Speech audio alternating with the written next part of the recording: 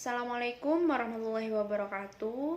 Di sini kami dari kelompok 6 yang beranggotakan saya Khalifatul Muyasaroh dan teman saya Vina Wahyu Fujiani Putri ingin menjelaskan tentang melemahnya ekonomi Indonesia pada sektor pariwisata akibat dampak dari pandemi COVID-19. Di sini saya akan menjelaskan dari slide 1 sampai slide 6, kemudian akan dilanjutkan yang slide berikutnya oleh teman saya Vina Wahyu. Di sini saya akan memulai menjelaskan tentang melemahnya ekonomi Indonesia pada sektor pariwisata akibat dampak dari pandemi COVID-19. Melemahnya ekonomi Indonesia pada sektor pariwisata akibat dampak dari pandemi COVID-19.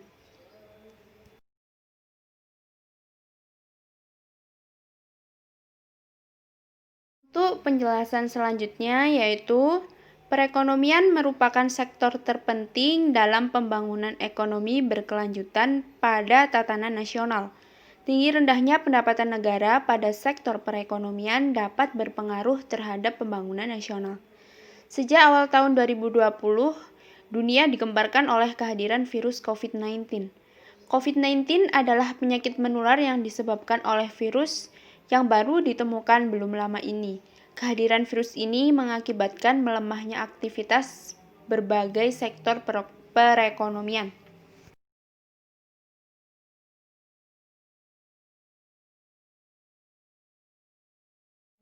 Di Indonesia sendiri tidak bisa dipungkiri bahwa keadaan ekonomi sangat tidak stabil.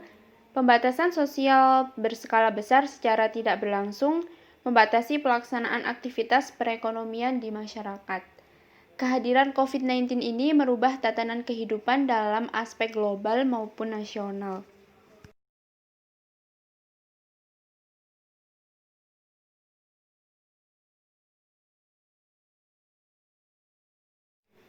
Awal mula dampak virus COVID-19.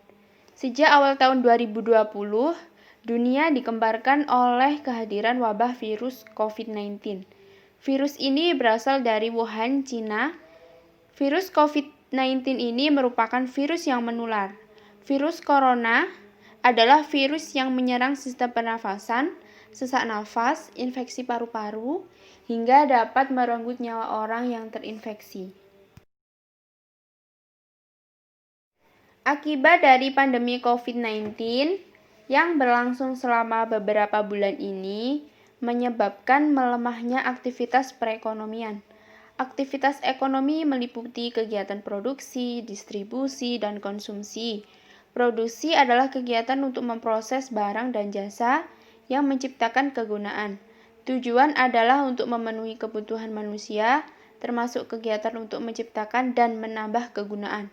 Berbagai aktivitas perekonomian, mulai dari sektor pariwisata hingga perdagangan, terpaksa harus menutup usahanya dan merumahkan para karyawannya. Hal ini juga mendukung peraturan pemerintah untuk menerapkan social distancing. Cara ini tentu memberi dampak langsung terhadap perekonomian bangsa karena akan banyak pengurangan aktivitas bekerja di luar rumah. Misalnya, berbagai pusat perbelanjaan memutuskan untuk menutup sementara operasionalnya sehingga pendapatan otomatis menurun. Sejumlah hotel di daerah-daerah wisata seperti Bali, Jakarta, Jogja, Surabaya, semuanya ditutup. Pemutusan hubungan kerja atau PHK menjadi langkah efektif bagi perusahaan untuk mengurangi kerugian perusahaan yang. Assalamualaikum warahmatullahi wabarakatuh. Saya Vina Wahyu Fujiani Putri, manajemen A2 semester 3, akan menjelaskan tentang melemahnya ekonomi di sektor pariwisata pada masa COVID-19. Terima kasih. Tidak bisa dipungkiri bahwa Silakan disimak. ekonomi Indonesia saat ini sangat tidak stabil. Berbagai sektor perekonomian melemah dan terbatas. Hal tersebut karena adanya pembatasan sosial pada masa pandemi COVID-19. Peranan sektor pariwisata nasional sangat penting sejalan dengan kebijakan pemerintah untuk membangun ekonomi berkelanjutan di masa mendatang. Sektor pariwisata memberikan kontribusi besar terhadap pertumbuhan ekonomi suatu negara. Sektor pariwisata meliputi tempat rekreasi, hotel, restoran.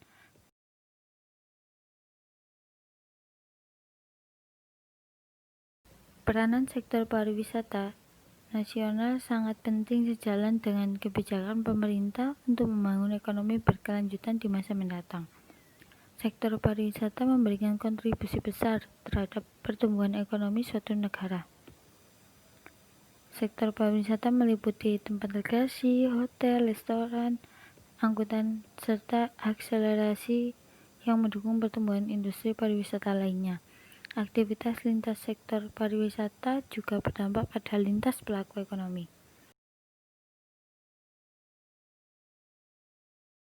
Pemutusan hubungan kerja atau PHK menjadi langkah selektif bagi perusahaan untuk mengurangi kerugian perusahaan yang semakin bertambah. Hal ini bertujuan agar tidak terjadi interaksi antar satu dengan lainnya. Interaksi seperti itu mendominasi pandangan jika terjadi benturan kepentingan antara individu dengan kepentingan kelompok.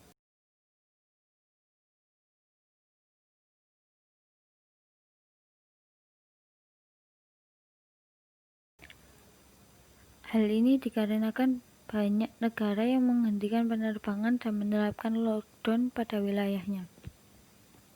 Pemberlakuan pembatasan sosial juga berdampak pada aktivitas ekspor dan impor pada negara-negara. Dampak dari wabah COVID-19 ini begitu banyak merugikan berbagai pihak pelaku ekonomi.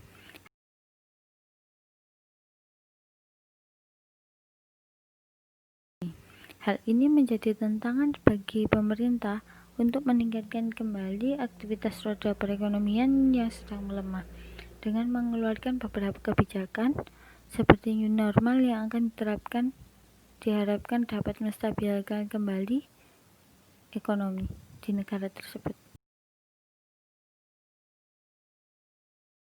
Itulah tadi penjelasan dari kelompok kami, kelompok 6. Jika ada kata-kata yang kurang berkenan, mohon maaf yang sebesar-besarnya.